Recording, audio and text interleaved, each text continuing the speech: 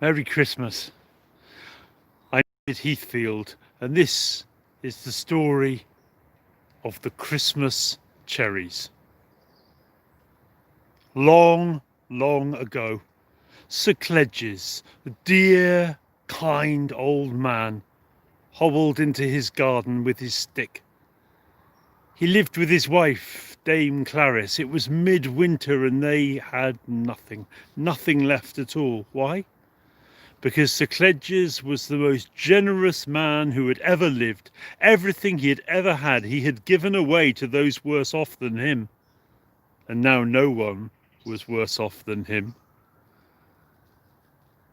Sir Cledges went with his stick into the winter air. There was snow on the ground. He stood beneath the barren winter cherry tree. And then as he stood there in the cold, he heard, as it grew dark, in the distance, laughter. Music playing, fine music, from the castle. King Arthur is celebrating. Tonight is Christmas Eve. Oh, there will be so many good folk gathered there.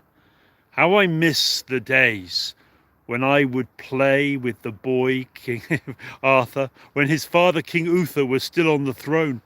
I would carry Arthur on my shoulders and jig around and play all sorts of tricks. But those days are long gone and I am a forgotten old man.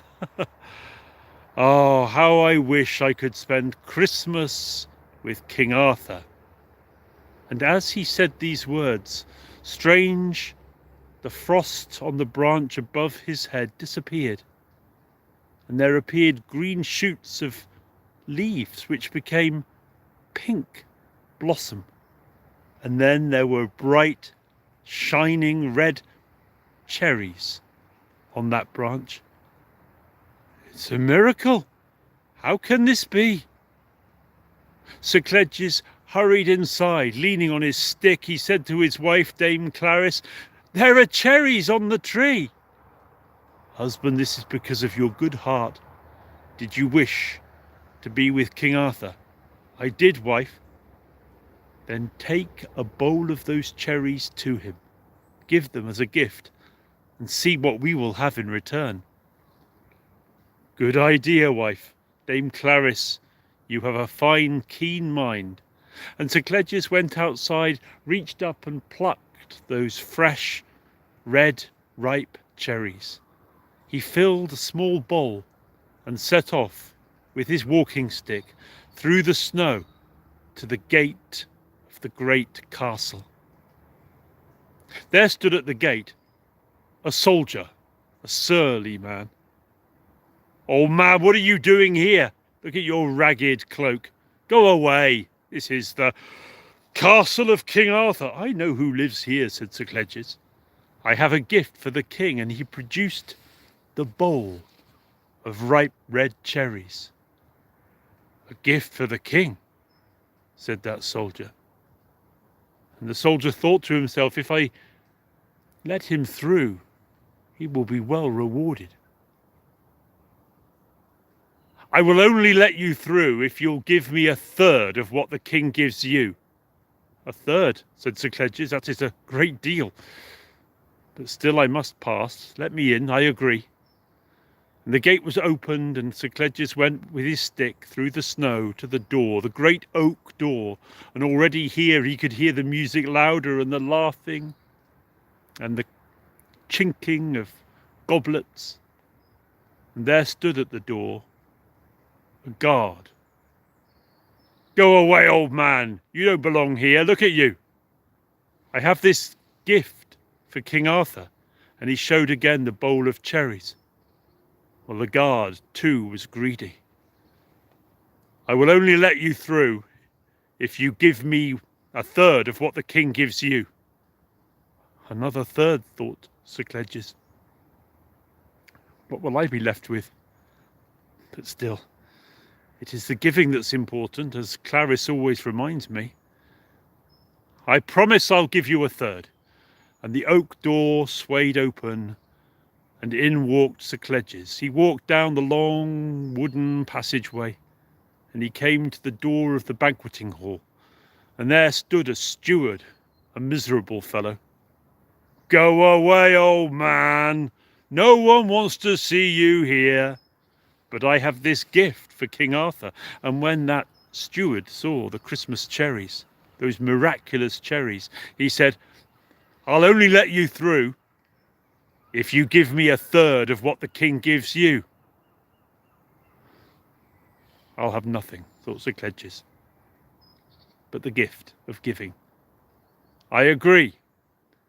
And he walked through that door into the banqueting hall, and there were the tumblers, there were the musicians striking up another tune, there was the round table, and there sat King Arthur in his splendour and his crown, and beside him Guinevere, and all around him the most noble knights and ladies.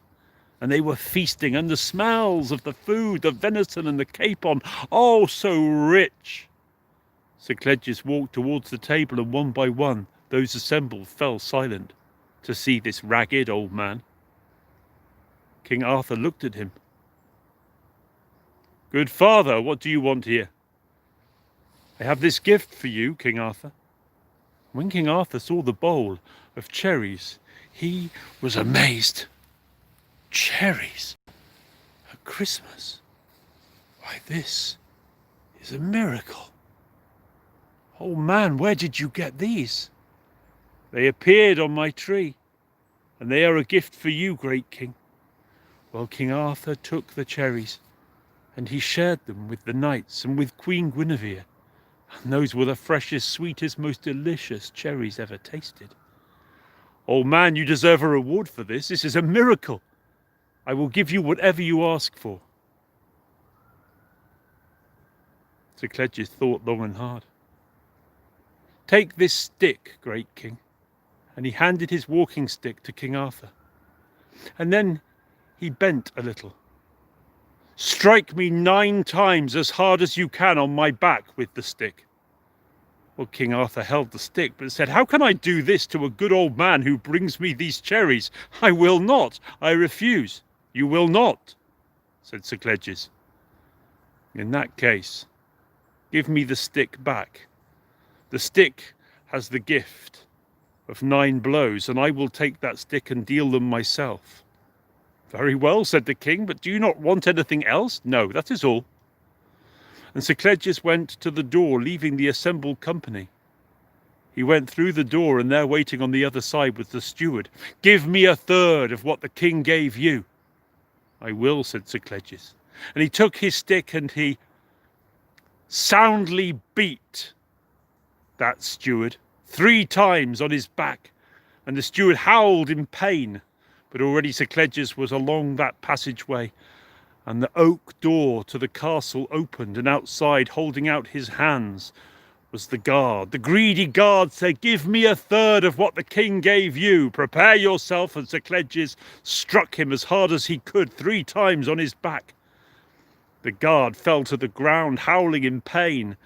Sir Cledges made his way along the snowy path to the gate, which was opened, and there was the cruel soldier. "Give me a third of what the king gave you." And Sir Cledges beat him 3 times hard, and the soldier too screamed in agony. Sir Cledges made his way towards his home.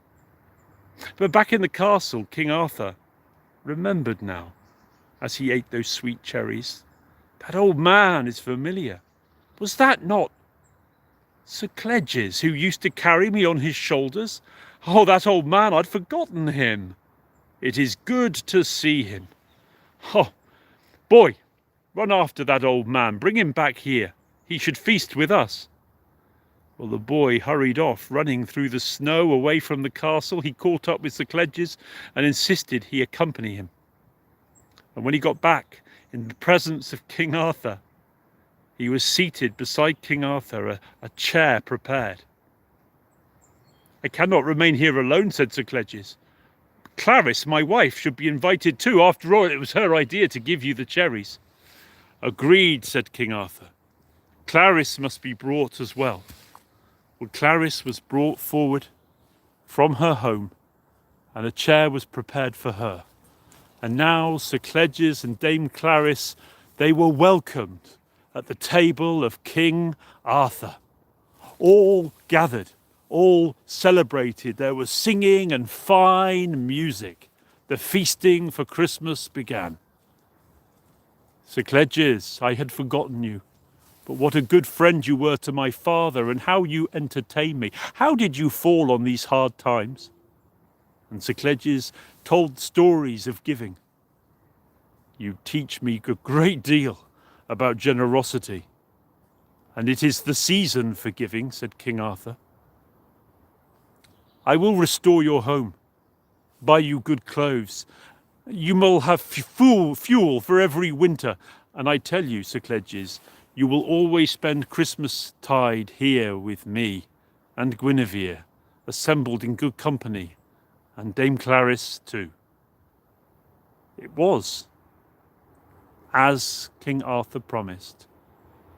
Sir Cledges was welcomed back and spent Christmas as all of us should, in good company, loved, respected, welcomed.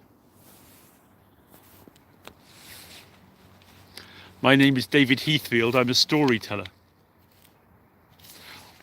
We know that times are tough, and that's why our roundabout Advent stories are free for you to view.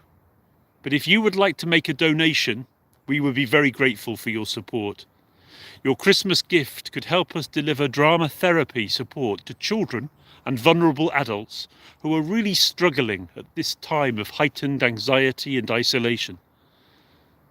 Add us to your Christmas list this year and donate whatever you would normally spend on a present for a friend. You can make a real difference to the lives of people coping with trauma, disabilities, or challenging mental health issues. Thank you for your support.